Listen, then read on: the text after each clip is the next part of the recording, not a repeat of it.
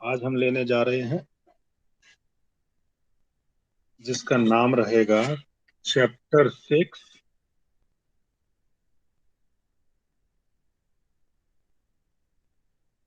Molecular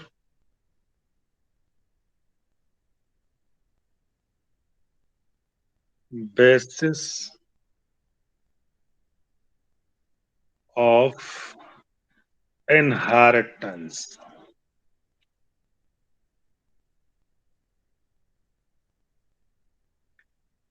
बड़ा अच्छा chapter है।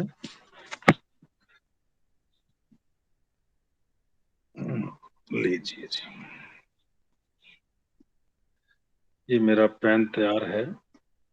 So student, today I am going to discuss one of the most important chapter 6, that is molecular basis of inheritance। यानी inheritance के हम जो basic fundamental बातें हैं वो इसमें जानेंगे, बिल्कुल जान लेंगे। जेनेटिक मटेरियल के बारे में भी जान लेंगे, समझे। तो जैसा कि मैं अभी आपको बताया कि इस पूरे चैप्टर में खोजबीन करनी है कि जेनेटिक मटेरियल कौन है। आपको मालूम है कि मेंडल ये वाली बात बता चुका था कि कुछ फैक्टर्स हैं या जीन हैं जो कि हेल्प करते हैं मेंटेन करने में हमारी बॉडी का फिनोटाइप और जीनोटाइप ऑर्गेनिज्म का। ठीक है। तो बहुत सालों तक इन्वेस्टिगेशन के दौरान it come to in the torch, it come to in the light, क्या कि डीएनए जेनेटिक मटेरियल है। अब इसकी सर्च होगी, कैसे सर्च होगी वो भी देखेंगे। तो बच्चों, DNA most of the organism के लिए जेनेटिक मटेरियल है। पहली बात तो आप ये वाली जान लें, ठीक है। सबसे पहले मैं हेडिंग डालूंगा जेनेटिक मटेरियल। हमें ये जानना पड़ेगा कि जेनेटिक मटेरियल आखिर होता क्या है। सबके अपने अपने मत हैं कि जेनेटिक मटेरियल क्या होता है, लेकिन ऐसा मॉलिक्यूल जो कि रेस्पॉन्सिबल है इंफॉर्मेशन को एक जनरेशन से दूसरे जनरेशन तक ले जाने के लिए, वो जेनेटिक मटेरियल कहलाता है। Is that clear? Genetic material की डेफिनेशन समझ में आ गई? वो जो हेल्प करे पीढ़ी दर पीढ़ी हमारे करेक्टर ले जाने। तो द मॉलिक्यूल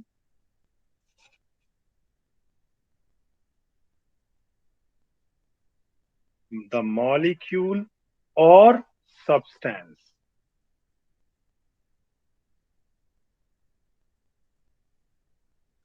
द मॉलिक्यूल और substance which control the which control the inheritance,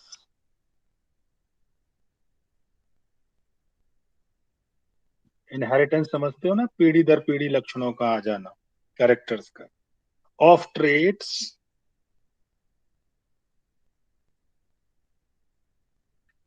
from one generation to next generation to next.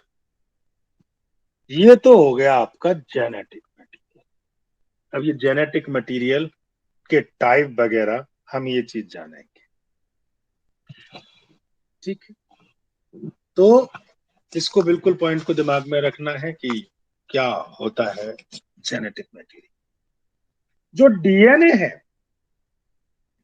Most most of the organism में डीएनए जेनेटिक मटेरियल हुआ करता है।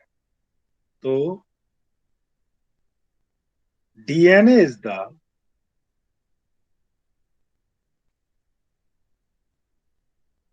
genetic material for genetic material for most of the organism except कुछ चीजों को छोड़ के,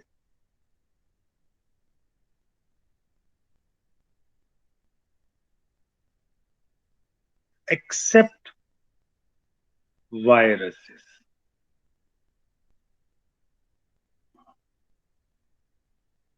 viruses exceptions हैं, वेयर जहां पे जेनेटिक मटेरियल कौन है, RNA, RNA is the genetic material,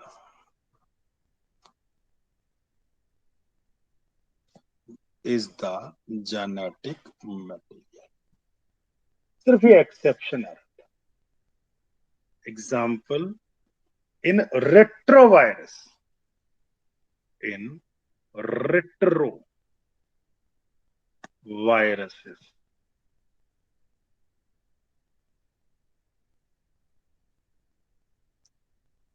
समझे? टोबैको मोज़ेक वायरस इसका एग्जाम्पल हो सकता है। HIV एड्स कौन सा वायरस हो गया उसका, ह्यूमन इम्यूनो वायरस। रेट्रोवायरस का एग्जाम्पल मैं यहां दे रहा हूं, TMV, क्या नाम हो गया, tobacco mosaic virus. HIV human immuno virus, ठीक है। अब इनमें हो गया वायरस, DNA ही आरएनए बना देगा, जो बदले में प्रोटीन बनाएगा, और ये प्रोटीन हमारे कैरेक्टर्स को कंट्रोल करेगी। ये वाली बात बड़ी अच्छी है, स्टार पॉइंट है। यानी मैं एक लाइन सी बना के लिख दूंगा तो आपको ज्यादा समझ में आ जाएगा। DNA बनाएगा आरएनए, सिंथेसिस कर दिया आरएनए डीएनए, कैसे करेगा ये बताऊंगा चैप्टर। और आरएनए बनाएगा protein, help in protein synthesis. और ये जो प्रोटीन है, ये जो प्रोटीन बन के आई, दीज प्रोटीन कंट्रोल ट्रेट्स, सारे करेक्टर्स ऑफ इंडिविजुअल।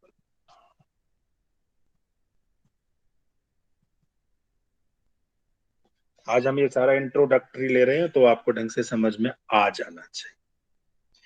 अब बच्चों, हमें इसके लिए अंदर घुसना पड़ेगा डीएनए की जानकारी।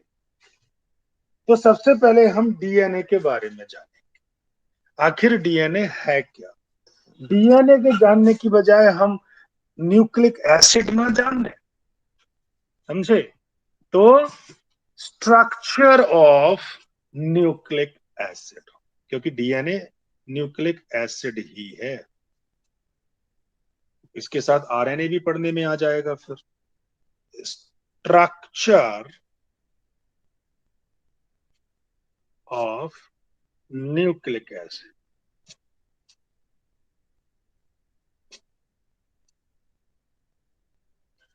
आपकी बॉडी में बहुत सारा एसिड, हर सेल में जो एसिड पाया जाए वो कौन सा एसिड है, बिना झिझक कह दीजिए न्यूक्लिक एसिड।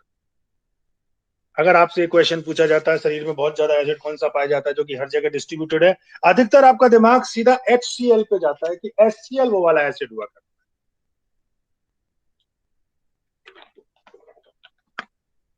लेकिन नहीं, वो न्यूक्लिक एसिड है, वो डीएनए है, वो आरएनए है।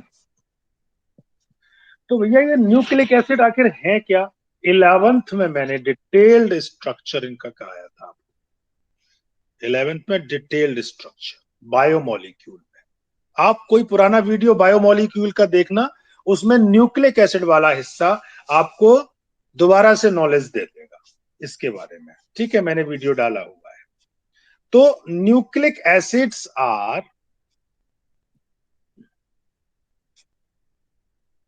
nucleic acids are the biomolecule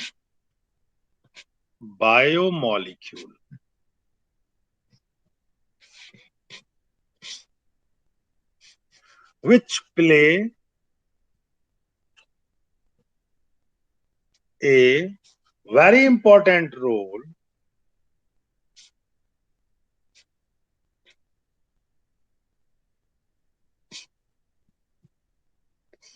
in the process of, कौन सा खास process, inheritance, process of inheritance, इसमें खास रोल प्ले करता है। 2 टाइप्स ऑफ न्यूक्लिक एसिड हैं, तो मैं यहाँ पे टाइप्स ऑफ न्यूक्लिक एसिड लिख रहा हूं। टाइप्स ऑफ न्यूक्लिक एसिड, 2 तरह के होते हैं। पहला डीएनए, जिसे हम क्या कहते हैं, आज पूरा स्पेलिंग जान के लिख लेना, अधिकतर गलत लिख देते हो। Deoxy ribo nucleic, CLEIC acid. और दूसरा होता है आरएनए, राइबो न्यूक्लिक एसिड। और ये किस किस में है, ये तो मैं बता ही चुका हूं आप लोगों के लिए कि अधिकतर में कौन होता है।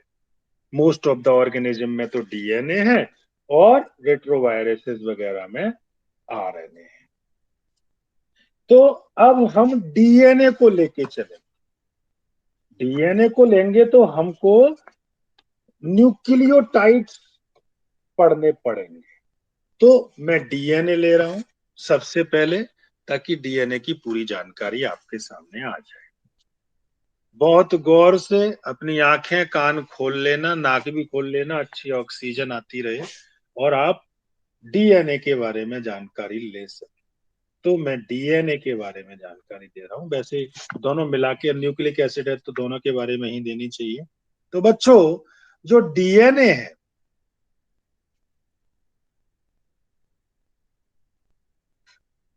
वो डबल स्ट्रैंडेड होता है, has A double stranded,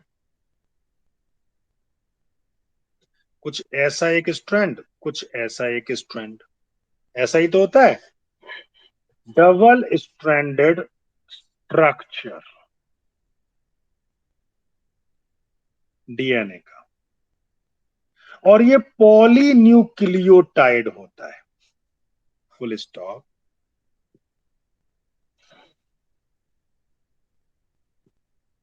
it is a polynucleotide, बहुत सारे न्यूक्लियोटाइड मिल जाते हैं। Length of DNA number of nucleotide पर ही डिपेंड करता है कि कितने नंबर ऑफ न्यूक्लियोटाइड हैं, उतनी ही लंबी इसकी लेंथ होगी डीएनए की। आई बात समझ में? तो बेटे, हमें बात समझ में आई कि डीएनए एक पॉलीन्यूक्लियोटाइड है। एक्चुअली ये जो न्यूक्लियोटाइड्स होते हैं, जो न्यूक्लियोटाइड होते हैं, ये मोनोमर होते हैं, समझे? मोनोमर यानी डीऑक्सी राइबोन्यूक्लियोटाइड, कुछ भी कह सकते हैं, ये मोनोमर होते हैं।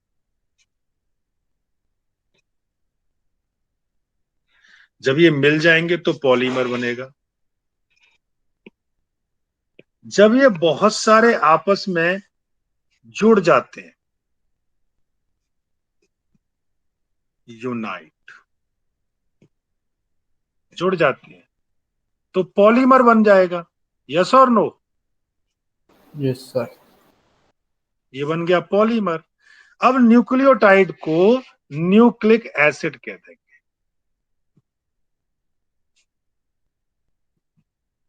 यानी न्यूक्लिक एसिड न्यूक्लियोटाइड से मिलकर बना होता है, बहुत सारों से मिलकर बना होता है, इसलिए इसको पॉलीन्यूक्लियोटाइड कहते हैं। बहुत सारे nucleotide assemble to form DNA, ठीक है, इसीलिए इसको पॉलीन्यूक्लियोटाइड कहते हैं। यानी ये वाली बात हम यहां लिखेंगे, मैनी न्यूक्लियोटाइड्स, न्यूक्लियोटाइड्स, बहुत सारे न्यूक्लियोटाइड्स असेंबल्स, इकट्ठे हो जाते हैं, to form, to form what? या तो डीएनए या फिर आरएनए भी हो सकता है।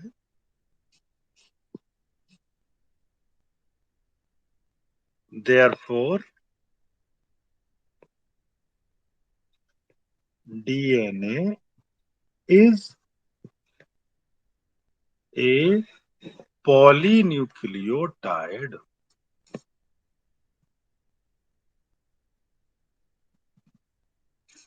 क्वेश्चन आ जाता है डीएनए पॉलीन्यूक्लियोटाइड क्यों है। अब आपको ये वाली बात समझ में आ गई, ठीक है बच्चों? तो अब ये न्यूक्लियोटाइड की कहानी भी तो हमको पता चले कि आखिर ये न्यूक्लियोटाइड पंगा क्या है।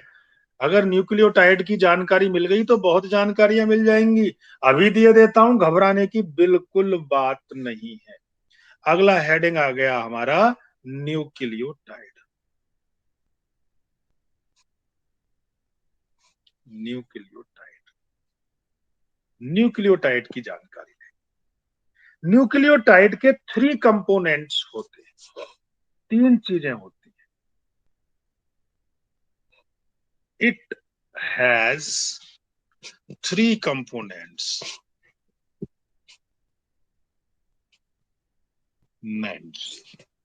that is nitrogenous base, nitrogenous base, पहली बात तो ये होते हैं। दूसरे पेंटोज शुगर, शुरू में ही बताई थी मैंने इसमें, पेंटोज शुगर। और तीसरा होता है भाई फॉस्फेट ग्रुप, फॉस्फेट ग्रुप। ये तीन कंपोनेंट्स हैं इसके। तो अगर मैं एक फार्मूला लिखना चाहूं कि न्यूक्लियोटाइड क्या होता है, equal to nitrogen base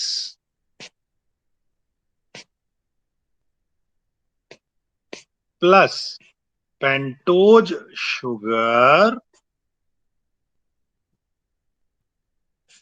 plus phosphate group.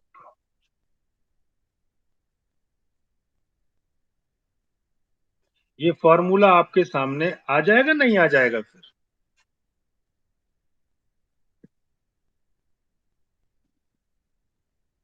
ये न्यूक्लियोटाइड का फॉर्मूला है। लेकिन मेरे बच्चों, न्यूक्लियोटाइड से छोटी एक और चीज होती है जिसे हम न्यूक्लियोसाइड कहते हैं। तो न्यूक्लियोसाइड क्या होता है? जब इसमें से फॉस्फेट ग्रुप हटा दिया जाए, यानी सिर्फ ये दोनों रह जाएं, तो क्या बन जाएगा ये? न्यूक्लियोसाइड। न्यूक्लियोटाइड और न्यूक्लियोसाइड क्लियर हो गया आप लोगों को? बिल्कुल क्लियर हो जाना चाहिए। यस और no?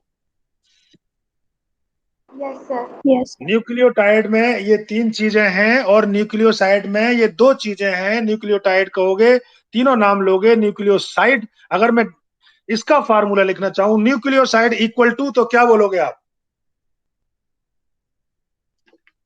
Nitrogen base plus pentose sugar. बहुत बढ़िया बात बोलोगी बेटे, बिल्कुल सही है। लीजिए अब मैं थोड़ा सा इसमें आगे बढ़ा देता हूँ बेटे, इनको और डिटेल में हम स्ट्रक्चर को स्टडी करते हैं। ठीक है, तो सबसे पहले हमारे पास आए नाइट्रोजन बेस। लीजिए जी नाइट्रोजन बेस, पहला हेडिंग, पहला point, nitrogen base, nitrogenous base.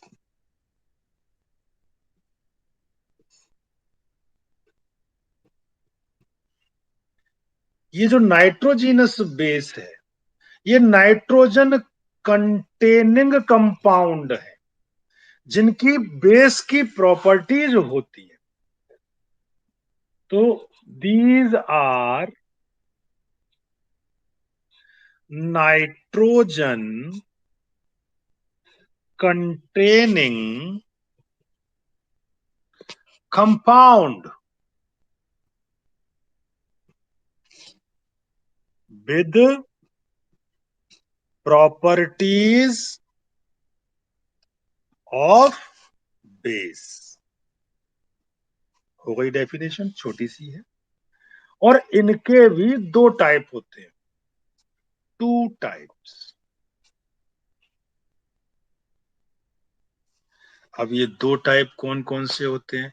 एक होता है प्यूरीन, एक होता है पायरेमिडिन्स। एक होता है प्यूरीन, एक होता है पायरेमिडिन। तो मैं नीचे इसको बाइफरकेट कर रहा हूं।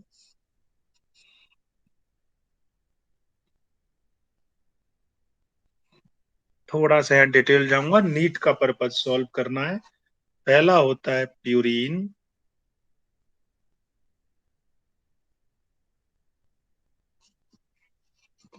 और दूसरा होता है पायरेमिडीन।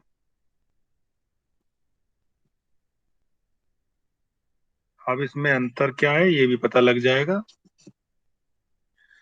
जो पहला वाला है, इस ये 9 मेंबर की रिंग होती है। जो दूसरा वाला है वो 6 मेंबर की रिंग होती है। ये तो है अंतर, दोनों में डिफरेंस। जो जिनसे बना हुआ है इसमें 9 मेंबर है प्यूरिन में, और उसमें है 6 मेंबर। लेकिन दोनों ही हेट्रोसाइक्लिक एरोमेटिक ऑर्गेनिक कंपाउंड है। हेट्रोसाइक्लिक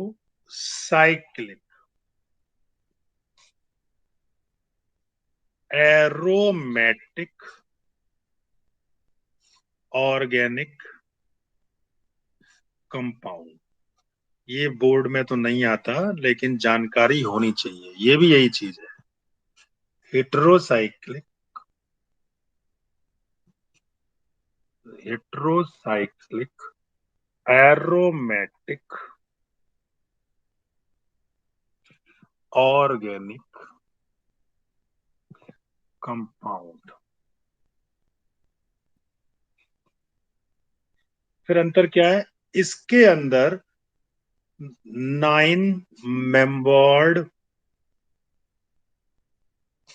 रिंग बनी होती है। हेट्रोसाइक्लिक रिंग जो है 9 मेंबर की प्यूरिन्स में, और इसमें दूसरे में कितनी मेंबर्ड बताई थी? 6 six, मेंबर्ड रिंग। ये जो छोटी छोटी सी मैं बातें जो बोल रहा हूं ना, ये आपको कहाँ काम आएंगी ज्यादा? ये वहां पे काम आएंगी जब आप दूसरे से कुछ हटके बताने वाले हो, जो कोई और ना बता सके, उसकी जानकारियां आपके पास हो। ये मेंबर्ड रिंग वगैरह जो स्ट्रक्चर है, ये पॉइंट्स हैं, ये हर किसी को नहीं मालूम होते, लेकिन आपको मालूम होंगे। ठीक है, तो ये है पायरिमिडीन और प्यूरिन। और हम इनका स्ट्रक्चर भी बना सकते हैं, ऐसी बात नहीं है कि अगर आप, मैं यहाँ पे अगर आप चाहो तो मैं यहाँ पे इनका स्ट्रक्चर दे सकता हूं, लेकिन आप उसको बोर्ड के हिसाब से पंगे ना लेना। ठीक है, तो कैसे बता देता हूं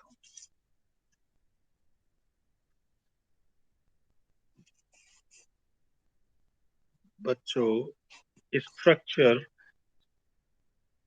लेकिन मैं सोच रहा हूं कि ज्यादा ही मामला आगे बढ़ जाएगा। किसी और एक्स्ट्रा क्लास में मैं आपको इनके स्ट्रक्चर और IUPAC नाम बताऊंगा।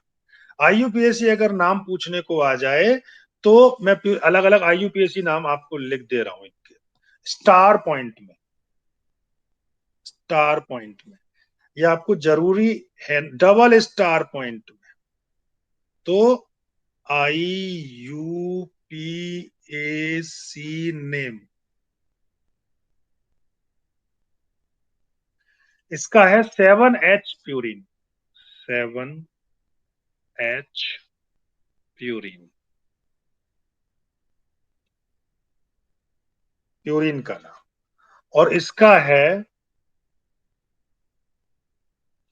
1,3 डाई एजाइन, AZINE। ये IUPAC नाम है। बात समझ में आ गई? अब देखो, जैसे कैफीन है, यूरिक एसिड है, इनमें भी प्यूरीन होती है। Caffeine, uric acid. कैफीन का नाम तो सुना होगा, कॉफी में होती है, ठीक है। तो उसमें भी प्यूरीन्स होती है, ठीक है। यानी DNA का कुछ मटेरियल उसमें भी निकल रहा होता है। लेकिन मैं वहां पे अब इतना आपको क्यों पंगा करवाऊं, मैं आपको यहाँ पे सीधे सीधे इनके एग्जाम्पल दे दूं ना। तो बच्चों, जो प्यूरिन्स हैं उसका एग्जाम्पल है जो आपको पढ़ना है, एडेनिन, ADENINE, जिसे हम ए से शो करेंगे, डिनोट करेंगे। और दूसरा है ग्वानाइन, GUANINE, जिसे हम जी से बताएंगे। ऐसे ही इसके जो एग्जाम्पल हैं पायरिमिडीन के, पहला है थायमीन, THYMINE, जिसे हम टी से शो करेंगे। दूसरा है साइटोसिन, CYTOSINE, जिसे हम सी से बताएंगे।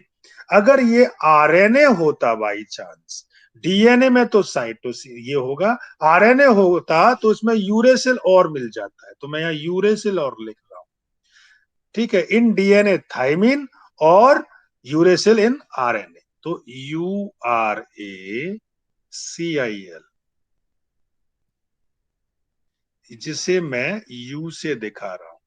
एक बात आपको फिर ये वाली याद करने के लिए कह रहा हूं, ये तो DNA में रहेगा, इन DNA में, और ये जो यूरेसिल है ये रहेगा इन RNA।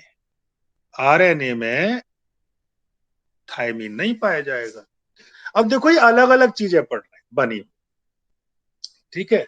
लेकिन DNA इनसे बना हुआ है, ये वाली बात तो हमको मालूम है। लेकिन भैया ये जो DNA बना हुआ है, इसके जो नाइट्रोजन बेस हैं आपस में बहुत ज्यादा प्यार है। यूरिन के और प्रोमिड पक्की बहनें हैं दोनों। इन बहनों की बॉन्डिंग देखिए कि आपस में ही बांट के रहते हैं, समझे। इन बहनों की बॉन्डिंग ये है कि आपस में बांट के रहते हैं। अब कैसे बांट के रहते हैं बताओ, कौन कौन सी बॉन्डिंग होगी? आप लोगों को तो मालूम है, उस बॉन्डिंग का नाम है हाइड्रोजन बॉन्डिंग। और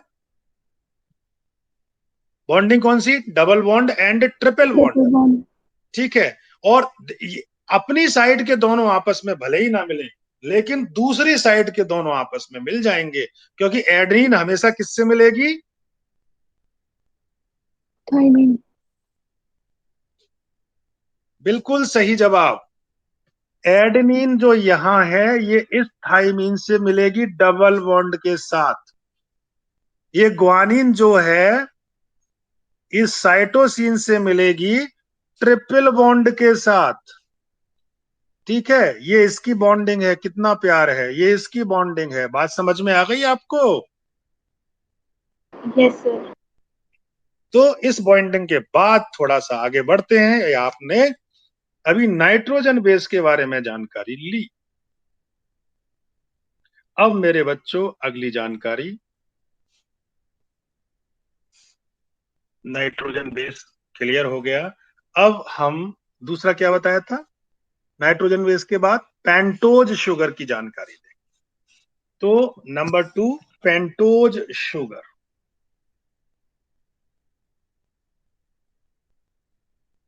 पेंटोज शुगर नाम ही जाहिर कर रहा है पेंटागन, यानी कितने कार्बन एटम होंगे इसमें? 5। 5. यानी ये मोनोसेकेराइड्स हैं, यानी दो में नहीं टूट सकते। तो these are monosaccharide saccharides with 5 carbon atoms. पहली बात। तो दूसरी बात, ये दो तरह की होती है, ये भी दो तरह की होती है, एक राइबोज, एक डीऑक्सी राइबोज। तो टाइप्स,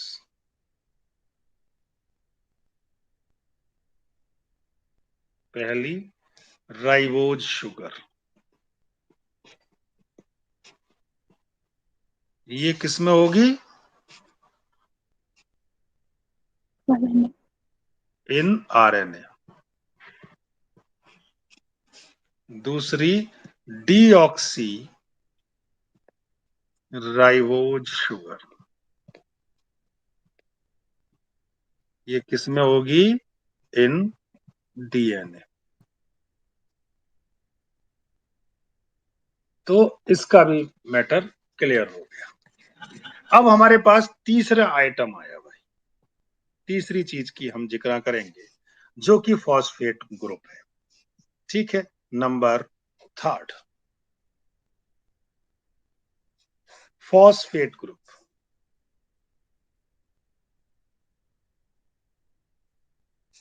ग्रुप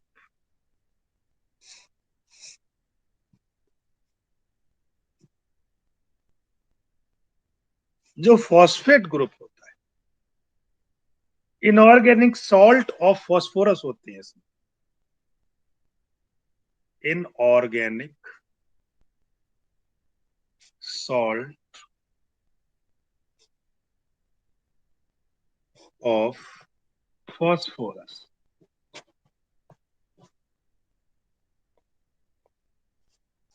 OUS की जगह US भी आ सकता है, लीजिए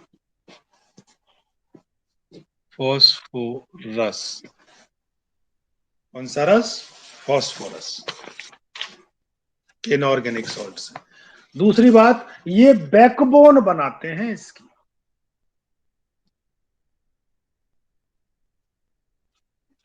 किसकी? डीएनए की बैकबोन का जो निर्माण होगा वो यही करेंगे। तो मैं ये वाली बात भी नोट करेंगे, दे फॉर्म बैकबोन, रीढ़ की हड्डी ऑफ पॉलीन्यूक्लियोटाइड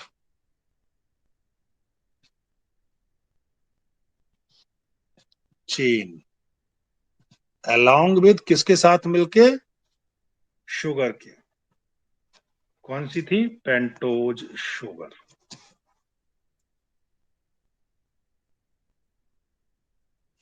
और बेटे लास्ट बात ये आती है कि ये जो सारे आपस में कनेक्ट होते हैं, पॉलीन्यूक्लियोटाइड, मतलब ढेर सारे न्यूक्लियोटाइड मिलके पॉलीन्यूक्लियोटाइड बनता है। तो मैं ये वाली बात लिख रहा हूं, कॉन्जिक्यूटिव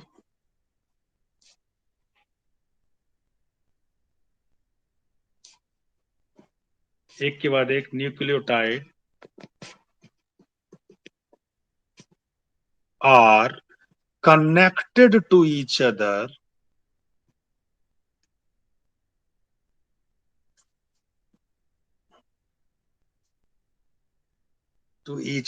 to one another लिखो तो और अच्छा है, to one another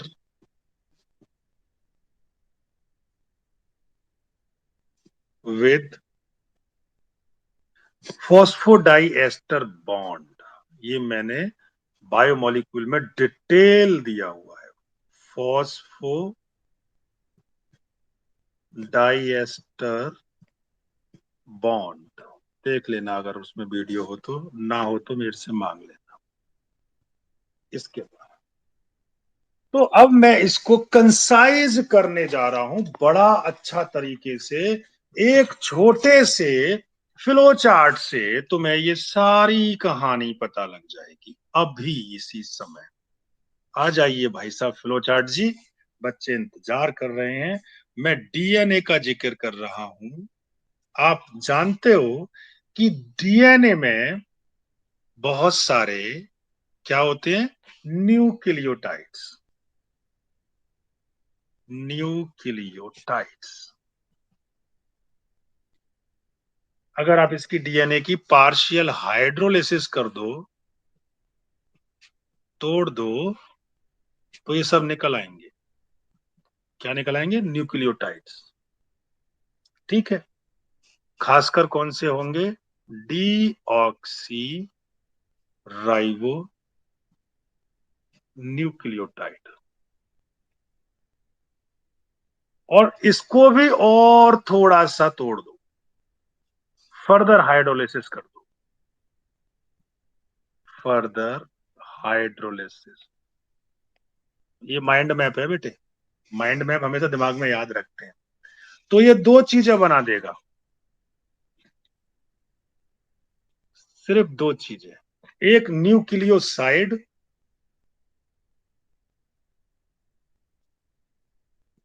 और दूसरा फॉस्फोरिक एसिड।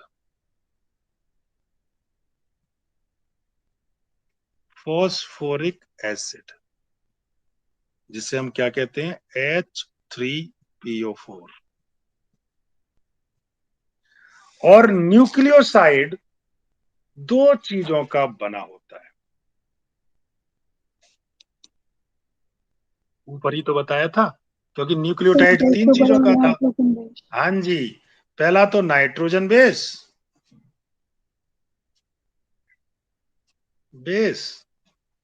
और दूसरा पेंटोज शुगर। तो डीएनए की बात हो रही है तो कौन सी होगी? Deoxy ribose sugar. और इसके साथ ये ऐड हो जाएगा तो न्यूक्लियोटाइड अपने आप ही हो जाएगा। यस और नो? और नाइट्रोजन बेस को भी दो चीजों में बांट लेते हैं। बताइए कौन कौन से थे? प्यूरिन और पायरिमिडीन। प्यूरिन्स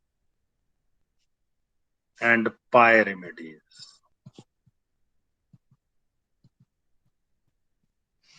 और प्यूरिन होती हैं ए एंड जी, और पायरिमिडीन होती हैं सी एंड टी। क्योंकि यहां पे यू का तो जिक्र ही नहीं होगा, यू तो आरएनए में होती है। Is that clear? So this is all about the nucleic acid structure. ये सारा का सारा मैंने आपको न्यूक्लिक एसिड की जानकारी दी।